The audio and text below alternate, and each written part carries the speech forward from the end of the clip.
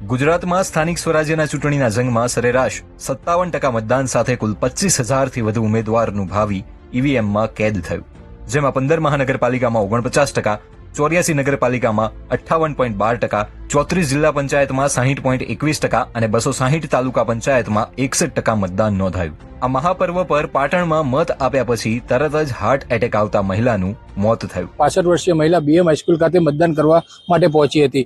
તે મતદાન કરીને બહાર નીકળતા તે ઢળી પડી હતી.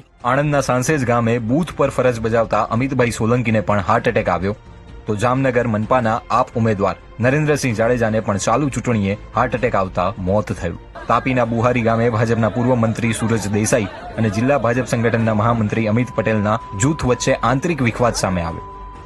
મતદાનના આ ધમધમાટ વચ્ચે ભરૂચના ત્રાલસા કોઠી ગામની સીમમાંથી ગ્રામજનોએ દારૂ ભરેલી ગાડી ઝડપી પાડી હતી. બીજી તરફ મોરબી, જામનગર